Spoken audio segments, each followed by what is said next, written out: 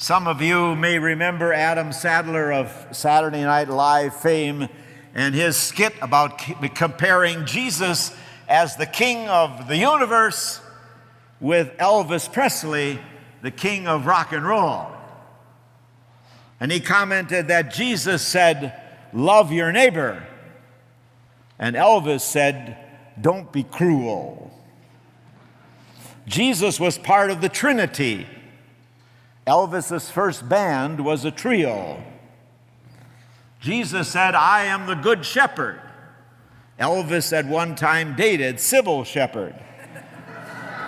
And you can go on the website, don't do it now though, please, and check out further. Elvis is a legend, supposedly died over 40 years ago, but in Memphis at the studio of Sun Records, they have an X on the floor where Elvis stood when he recorded his first song. It's told that Bob Dylan came into the studio one day, never said a word. He went up to the X, he knelt down and kissed the floor. One rock star giving honor to another rock star. In Graceland, they give tours, and one of the people asked the tour guide, "How long did Elvis actually live here?" And the tour guide was aghast, and she said, "Here we never speak of the past tense. This is where Elvis lives."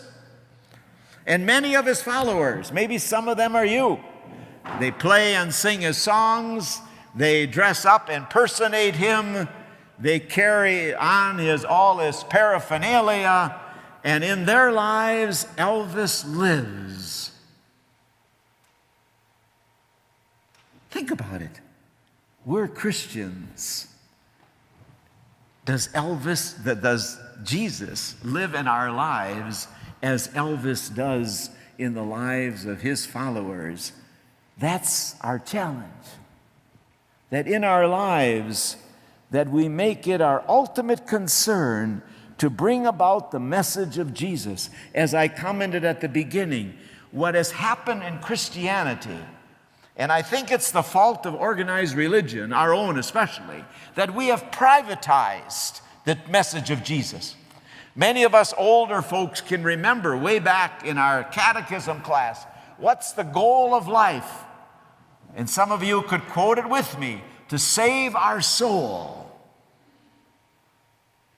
That's not the message of Jesus. The message of Jesus is to bring about visibly his kingdom in this world, but it's not a physical kingdom.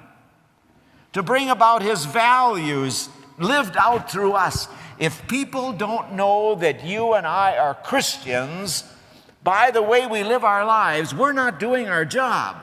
We're not really living out the message of Christ.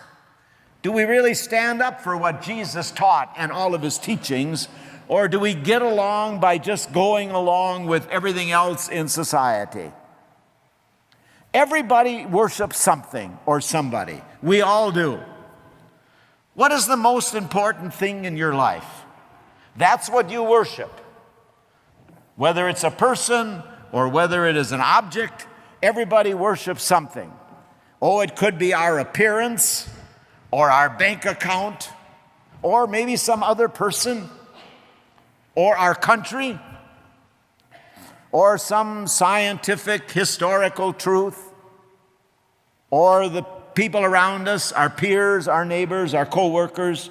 We all worship something. We all worship something as our King and our God. Another way to ask the question is, what would you die for?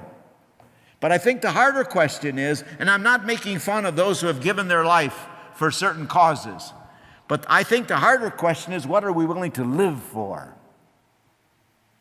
What would you really live for? What do you value most? And are you willing to put all of your energy and your life into that? I don't know if you remember the man by the name of Millard Fuller. He was a very successful businessman. He had thrown his whole life into making money, so much so that it destroyed his marriage. His wife left him. She went to New York. So he went to New York trying to win her back. And they went to a play in New York. It was called, What Are You Willing to Live For? And they went to the play, and it was a story about a pregnant woman who got pregnant later in life. And she didn't know what to do about all of that. What are you willing to live for? And he was so moved by that play that after that he started talking to his wife about the fact of, is it possible that God is calling me to give everything away and to live just for the values of Jesus? His wife was elated because she was so opposed to his obsession with money. Everybody tried to talk him out of it. His pastor, his friends, all of his associates, but eventually he did. He gave up everything to live a new way of life. Do you know who Millard Filler was? He was the founder of Habitat for Humanity. He gave up everything, and I hope all of you have at least heard of it, building houses for the poor. It was a radical change, but he was willing to do it. Have you ever been thinking about a radical change in your life? Stories told about a man coming home from playing poker, and on the way home, Jesus appeared to him. He was convinced of it, but he never told anybody.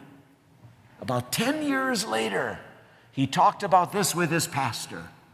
He said, a long time ago, Jesus appeared to me, asked me to change my life, but I never did.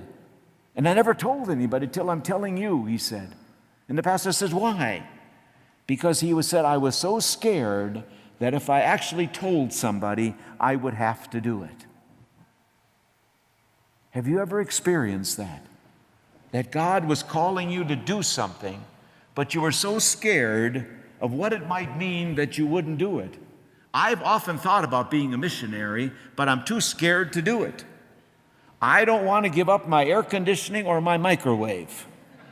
And I know that's silly, but I know that being a missionary, I'd have to give all that up.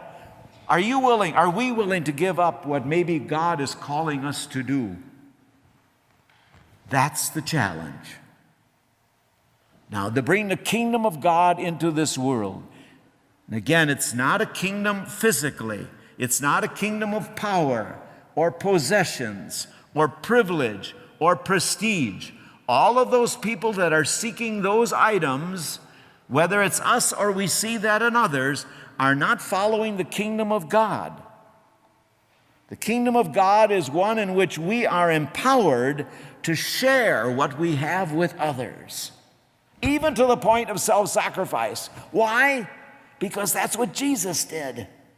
And we don't get a glimpse unless we can live that. And it's only if we live that we can live with God in eternity.